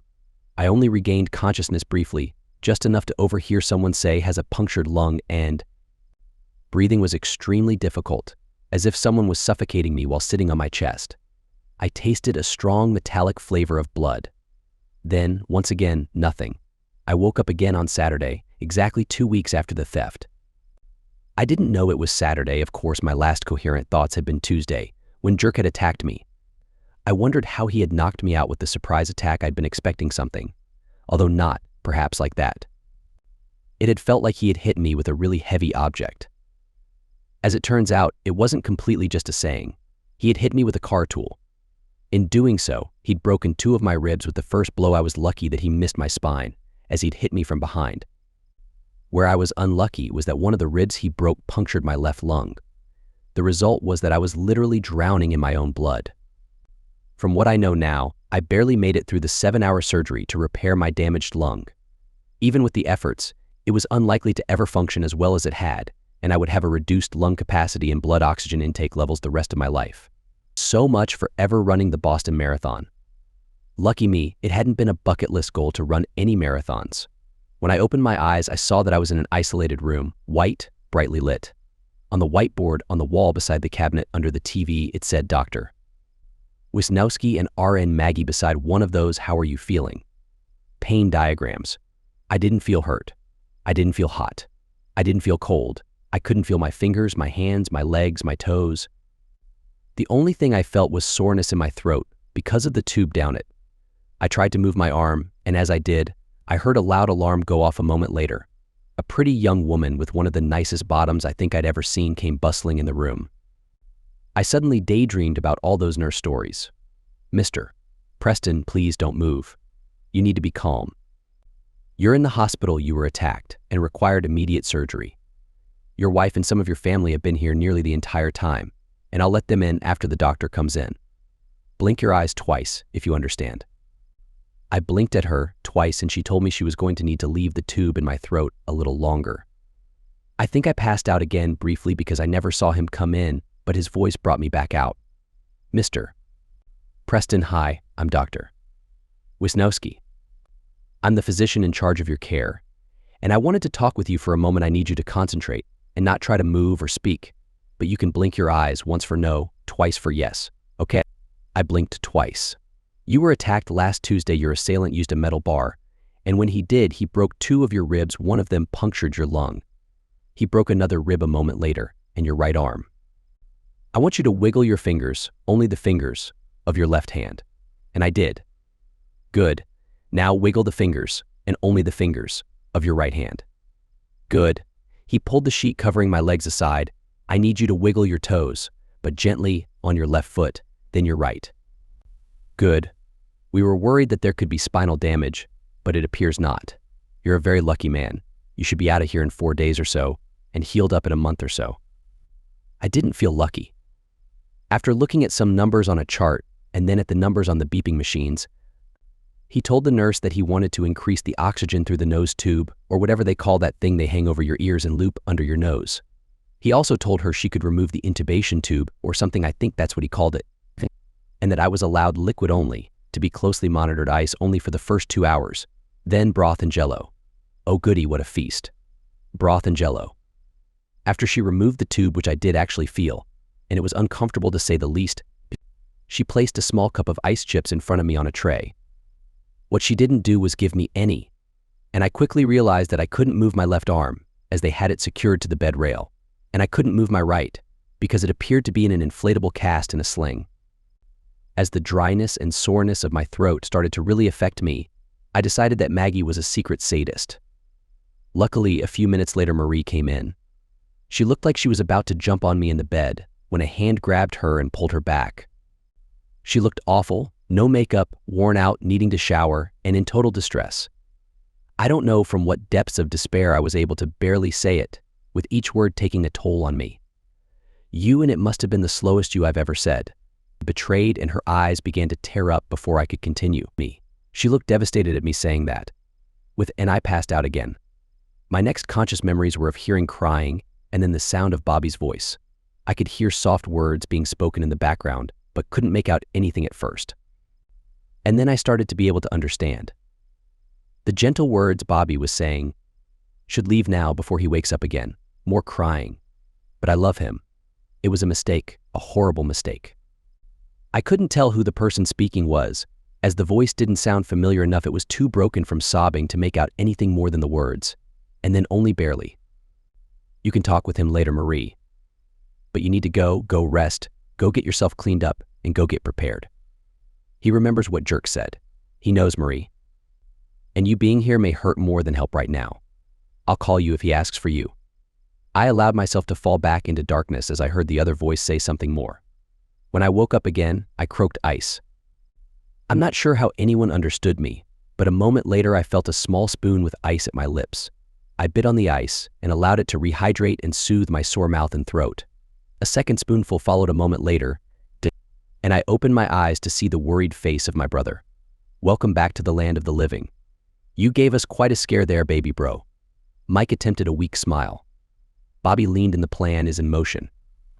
It's all going to hit the fan soon, Hank. The jerk who did this to you is going to pay and pay and pay. And then I'm sending funny pictures to his cellmate when this is over, with the words "get a new hobby" included every month once he's in prison.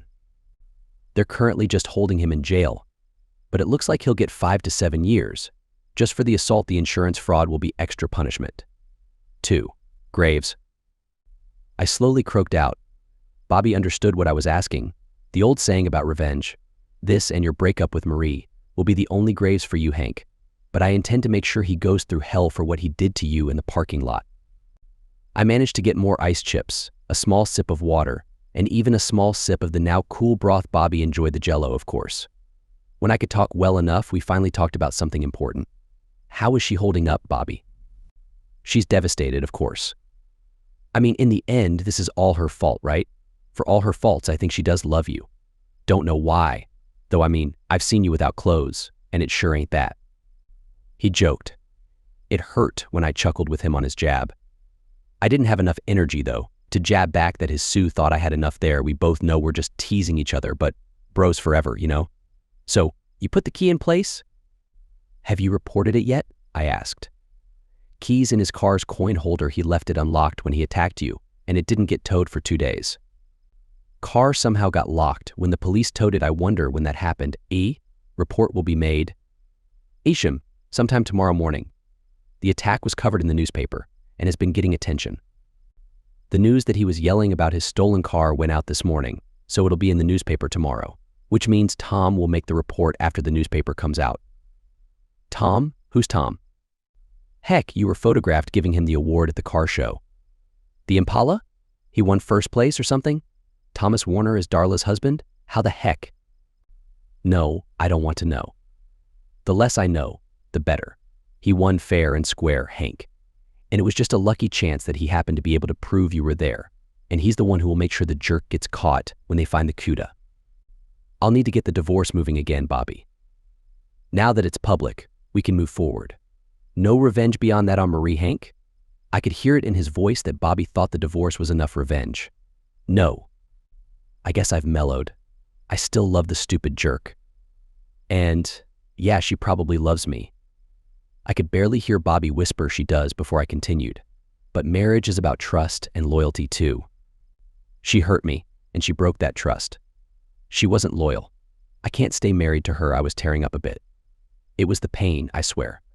Okay, bro, I'll get your shark in here on Monday. You put the female shark under retainer, right? Yeah. The conversation pretty much petered out with that, and after a little longer, Bobby left me to the not-so-tender mercies of Nurse Maggie. Man, she was an evil witch, torturing me for no reason. The tales of mean nurses are not true, but at least not with Maggie. Late the next day, the police returned to visit me in the hospital. It was the same pair, but this time there was something different in their look, a thoughtfulness that hadn't been there the last time. Mr. Preston, I want to apologize to you. The last time we talked, you were a distant suspect in a car theft. Officer Lawrence started. I just nodded for him to go on. Earlier today, the 1969 Plymouth Barracuda in question was recovered after a tip caused by a newspaper article about your attack. The owner of the storage unit realized that the car in question was in storage, and we've recovered a tape that seems to show it was stolen by its owner, probably for insurance purposes that jerk stole his own car. Then why did he attack me over it? I questioned if I didn't come off as totally confident in my questions. I knew it would be blamed on the pain and being injured. Mr. Williams had a relationship with your wife. We believe he was trying to get you arrested for the theft so that he would have a clearer field to deepen the relationship. His attack on you was partially jealousy and partially designed to draw more attention to you. Unfortunately for him, we have recovered the key to the storage unit from his car, and there is a videotape of him storing the car in the unit. So it's true. Marie was cheating on me with him. Did she know he was going to attack me? Ah. Yes, she was having an affair with him. But we do not believe she was aware that he intended to attack you. The attack actually has backfired, because the news of it was what alerted the owner of the storage place, a Thomas Warner, someone who vouched for your whereabouts during the theft, in fact, to notify the police of the location of the car when he discovered it had been reported stolen. So, insurance fraud and framing me then? That's what he was trying to do, besides hurt me physically. That's what we believe to be the case. The DA is indicting him for assault with a deadly weapon, simple assault, insurance fraud, lying to the police, and every other charge they think can stick.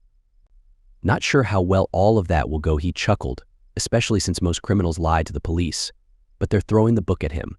He's looking at a minimum of 8 years, and they're trying for more every day. Because he represents a clear danger to you and a possible flight risk, they were able to deny bail for him on the assault charges. The additional charges will make it easier. We talked a few more minutes, and then they left. A few hours later, Marie showed up. She looked scared and like she had been crying. I saw her and just looked angry. I could let the anger and hurt I had felt out now. I could give voice to my pain. Yet I could see pain in her eyes too, which surprised me at first. How could she be feeling pain over my pain, my hurt, my anger? Eventually I realized she felt the pain because she knew she had caused it. Her actions had hurt me, had destroyed us, Hank and Marie, the perfect couple at least in our eyes who would always be together, always in love, and who had been so in sync for so long. Bobby asked me to give you space before I came to talk with you. I'm sorry, Hank. I don't know why I did it. It wasn't you. It was never your fault. And I never would have believed he would hurt you like that or try to get you put in prison. I'm so sorry. What do you say to that? The pain he put me in is nothing compared to the pain you've put me in, Marie. I wasn't enough. I gave you my heart, my soul, and it wasn't enough. I gave you my love, my faith, my trust, my loyalty, and it wasn't enough. You've broken my heart, to Marie. You've taken one of only 2 things that I have unshakable faith in and destroyed it. The only thing that you could have done to hurt me more was if it had been Bobby. I need you to leave now, Marie. I love you too much to look at you knowing what you did to me. I love you too, Hank. I know that you don't believe it, but it's true. I love you with all my heart and all my soul. I'll do whatever you ask. I made this mess I've put you and I into, and I'm going to accept that only you can ever get us out of it. She left with a look of devastation on her face. And I still love you too, Marie. I whispered after she was gone, the tears again falling on my face. As Scarlett O'Hara said in Gone with the Wind, tomorrow is another day. The next day was indeed another day. My new lawyers came in. That's right, lawyers, plural. The female advocate Shark, Tamara Hughes, and another man, who she introduced as a civil suit lawyer, Mike Bass, that she worked with. She ran the discussion and instantly wanted to go all out on Marie. I had originally wanted that myself, but Marie's brief appearance the day before softened that a bit, and coupled with my earlier conversation with Bobby guaranteed a more calm approach. I decided that I wanted instead to just get an easy separation, except she would get the house, and I would get a bigger portion of our savings. I didn't want the house, not after he had ruined it, but I couldn't find it in me to hurt her in revenge. I had loved her too much, too long, to want to hurt her more than I needed. I guess my anger and hurt was draining. Anger, hatred. It takes energy to keep that heat and fire going, and I just couldn't keep that energy up enough. My lawyer was a little disappointed that I wanted to be fair to her. I got the impression that some woman had hurt someone she cared about greatly, and she wanted others of her gender to suffer when they had wronged an innocent person, but I also think she understood. And then the smile went wide when the subject of Jonathan Williams finally came up in the conversation. Bass spoke up on this one. We need to sue him for the injuries he caused. In fact, we should probably start the process quickly so we can freeze his assets before his trial, which will limit how much he has for his defense too. At a conservative estimate, I think we can get $300, $500K from him for your pain and suffering, his interference in your marriage, his attempt to frame you for the theft of his car, and the defamation and humiliation you suffered at your workplace. If we get the right judge, it could go higher. The car, too. I want his car. He took from me my most precious belonging, my wife, so I want his. And that's when I heard MS. Hughes started laughing. Oh yes, I like that idea. If I can't go after the wife, the least I can do is help you get back at him. Marie was told she should go see MS. Hughes a few days later that there were papers to sign. Bobby went in my place back and told me later that she broke down and cried for 10 minutes before she could even pick up the pen. When she tried to sign, her tears had soaked so much into the papers that they needed to be reprinted for her to sign. It was tough hearing that. But Marie didn't protest anything, didn't object to anything, didn't ask for anything. She had trusted me enough to sign the papers. 90 days after signing, we would become single again. It was sad. 19 days after the attack, the hospital finally sent me to a step-down rehabilitation center, where I was expected to spend the next few weeks. The day I arrived there, a flower arrangement came with a single blue hyacinth and a single daffodil. There was no card. In fact, there was never a card, as identical arrangements came every 3 days after that. I don't know what the symbolism was, and I actually can't guarantee I know who sent them, though I suspect it was Marie. After step down, I went to live at Bobby and Sue's home until I was fully able to function and had a place of my own. Bobby, Evan, and a few of my other friends had moved my stuff out of the house and either taken it over to Bobby's or to a storage unit. The lawsuit went quickly. I was surprised, as I had only been out of step-down care for 2 weeks when the court date came up. When Sue told me that Bass had left papers about what to wear, when to be there, etc., I became nervous. I had not told either MS, Hughes, or Mr. Bass that I had, in fact, been involved, at least as a conspirator before the fact, in the theft of the car. I also knew that I really didn't want to lie under oath, so I was very careful in what I signed in the paperwork. I really didn't want to switch places with Jerk on which side of the court I was sitting on. I didn't need to fear too much, though. I was never called to testify, others were, since I was considered too injured by the traumatic events to be reliable. I expected Williams' lawyer would have subpoenaed me, but he didn't. That meant I never committed perjury or had to say any I don't remember things. Of course, it really didn't matter too much. The DA had denied Williams bail due to his danger to me. While normally that would mean that the lawyer would arrange a suit for the defendant, this one didn't. So Williams was forced to sit there in orange prison garb during the suit. I later found out the reason the attorney was making bad choices was because he had been the cheapest that Williams could find. He had assumed that the whole thing would get dismissed, or at least be done cheaply, so that he could save his money for a good defense lawyer. Big mistake.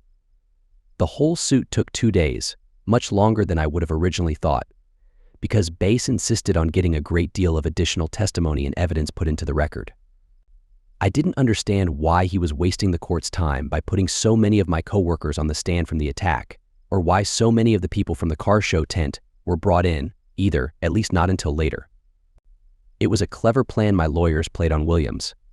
They had much of the damaging testimonials and evidence in the official record, where it could be used by the DA to help with the criminal prosecution.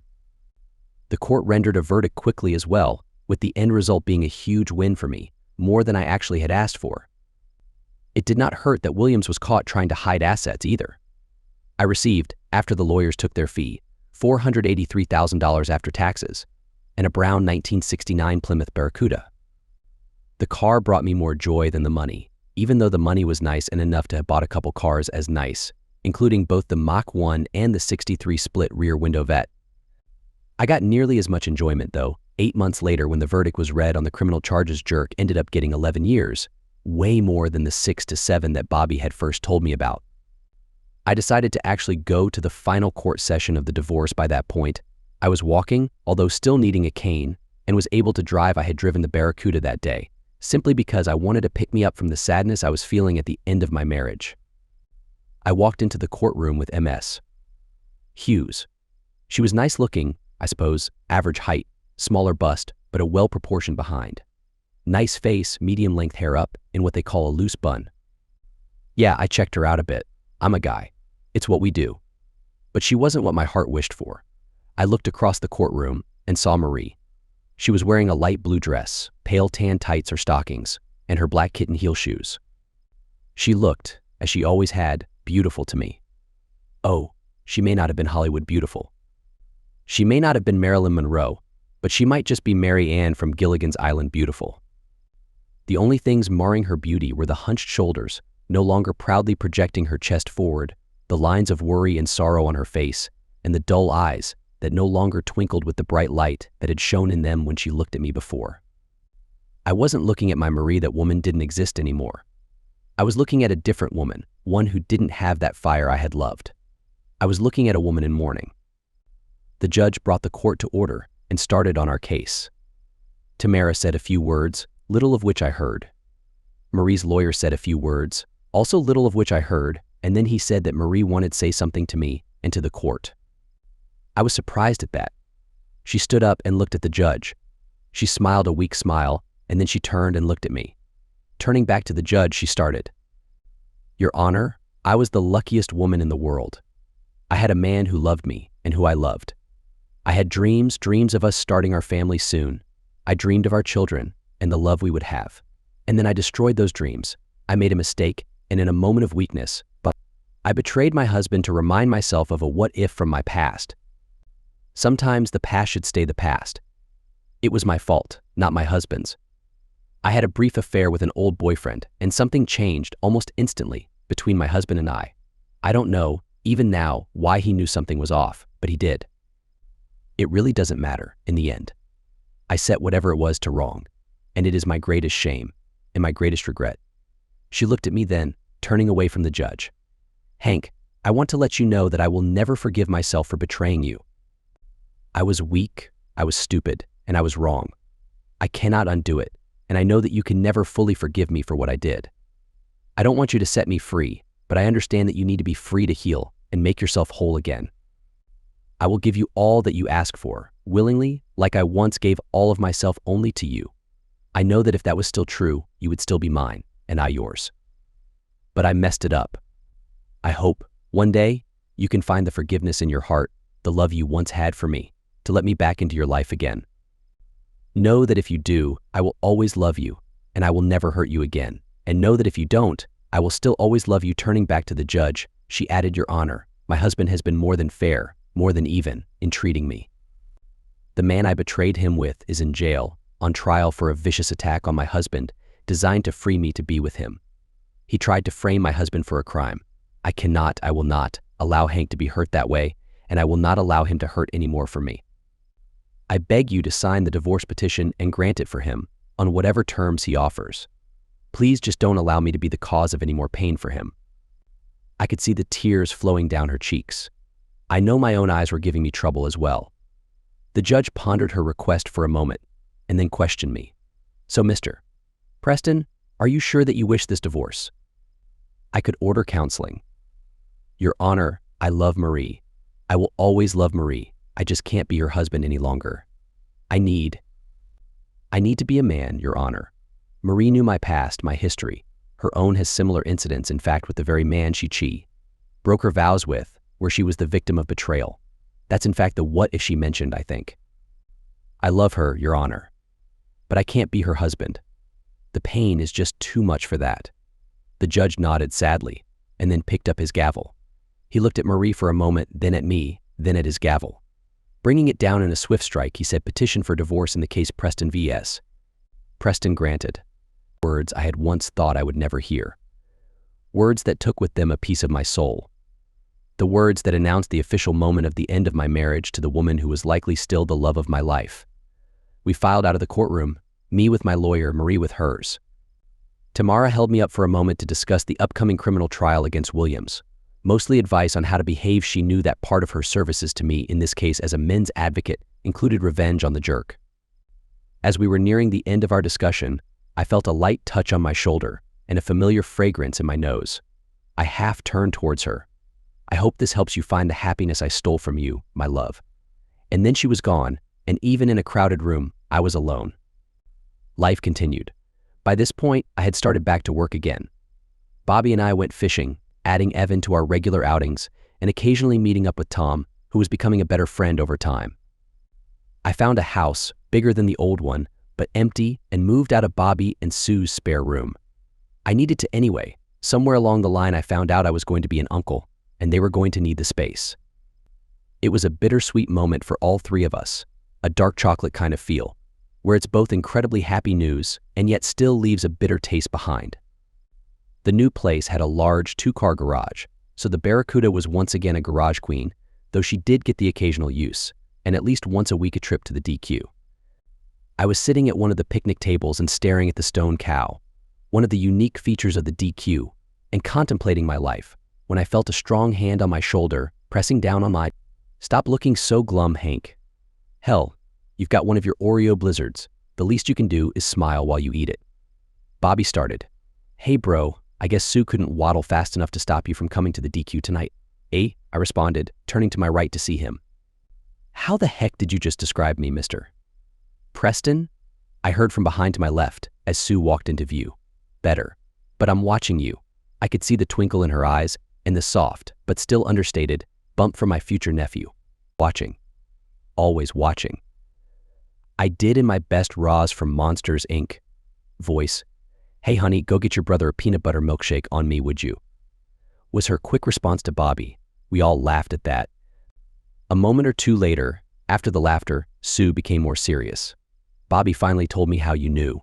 He also, on pain of suffering from severe nookie deprivation, told me the rest. I should smack you both for putting yourselves at such risk. But I love you both too much to do it. Don't ever do it again. Oh, and if I ever get tempted," and then she muttered, "not likely," before starting again, "I'll remember you and Marie, and I promise that it'll never happen to Bobby and me." And of course, that's when she started giggling, before she started humming the old Janis Joplin song, Bobby McGee. After all, freedom's just another word for nothing left to lose, but feeling good is good enough for me. Good enough for me and my Bobby P. And with that, she smiled, took Bobby's spoonful of caramel and wet walnuts, and took a big bite. "Just don't ever mistreat me, and you'll never need to worry about being free, babe," Bobby told her, with eyes only on his bride. "Get a room, guys." "Oh wait, that's how that happened." I nodded to the baby bump. Sue giggled and just said, "Yep." As we finished our treats, Bobby finally brought it up. "Hank, you need to take an actual distress vacation. You've been moping around for months now, and we all want Hank back. It's time, Hank. Find some cool thing, scoot over to I-65, and just start south. When you get to Mobile, turn right to New Orleans or left for Tampa. Either way, go. You have the money, and your boss isn't going to fire you. He knows, as well as the rest of us, that you need to get out for a month or so. What about the kid? Well, we have these things called cell phones, and we also have calendars." I said a month or 2, not 4. "You can take 2 months and still be back in time to help me finish painting the room. Well, think about it." And after I left that night, I did. I thought about it a lot. The Barracuda had never been further than Indianapolis from Shelbyville. It still had less than 4,000 miles, but it was still a car that deserved to be driven. And Bobby was right. I needed to have fun, but I needed to get my head on right. So I made the arrangements at work and arranged to meet Bobby at the DQ. I was going to tell him there that I was leaving. I didn't know where the road would take me, but I was going to be leaving. I packed light, with only a small overnight bag. It would be enough, because I intended to allow the wind to take me where it would. So imagine my surprise when, While Bobby and I were sitting at the table, Sue and Marie pulled up. They were friends they had been since I started dating Marie. I should have known that one of the few people who would be there for Marie would be Sue. Marie had been with me when I'd introduced Bobby and Sue on that first date, 5 months later. She looked good, and my heart fluttered a bit. Must have been some peanut dust or something. She was wearing a short dress, a little short for the early fall weather, pale green, with a white belt around her waist and a pair of her old sneakers. She looked good and casual, but I could see the haunted look in her eyes. Even then, so, I hear you're going to hit the road for a bit, taking the sights down south somewhere for a couple months, she said. No hello, just a brave effort. I looked at Bobby, who was casting a "you got some explaining to do" look at Sue, and then I looked at Sue, who was trying hard to make an "oh my back, my feet, they hurt so much because I'm pregnant" look back at Bobby. Yeah, I guess. It's just, I need to get my head on straight. Find what matters, I won't be gone forever, just a month or so. Gonna take the CUDA. And I pointed to it sitting in the lot, drawing the attention of the other patrons, and open it up a bit. I'm calling it butter pecan now, by the way. Butter pecan. Why? You know what? Never mind. Butter pecan, eh? Okay, Marie remarked. The silence from Bobby and Sue was turning into a roar. I hope you find what you're looking for, Hank. I hope you find it and make your heart whole again. Thank you for that, Marie. I just wish I could be the one you find it with, again. I know that's not going to happen, but I wish it were true. I didn't know what to say. I finished up my ice cream, hugged Bobby and Sue, and then slowly walked over to the car. Marie followed me part way from the table, with a look of regret on her face. I got in the car and started it up, hearing the throaty roar of the big V8. I got back out of the car and walked around to put the top down, which would allow the wind to blow through my hair and allow me to truly enjoy what the car had to offer as an experience. As I got in the car again, I looked up and realized Marie was still standing there, watching me, with tears on her cheeks, but still trying to put on a brave, strong front. I glanced over to the table, where Bobby was staring at me while rubbing Sue's bulging belly, and then turned back towards Marie. I looked at her and realized that even though we were divorced, even though she wasn't the most beautiful woman in the world, and even though she cheated on me, I loved her. She was a jerk. She was my cherished friend. She was a mischief maker. She was my charming mischief maker. She was my pain. She was my joy. They say in the end you have to ask yourself whether or not you're better with her or without her. I knew I could make it without her. I knew it. Bobby had given me that knowledge, all the way back on that fishing trip months earlier. But it wasn't about whether I could make it without her. It was that I didn't want to make it without her. We probably won't ever be married again, but I knew that I still wanted her. I reached over and unlocked the passenger door to the car and looked at her. The look on her face, so sorrowful and sad, morphed just like that. I saw regret morph to hope, I saw regret morph to joy, and I saw hurt morph to love. And I saw desire. A lot of desire. Maybe someday.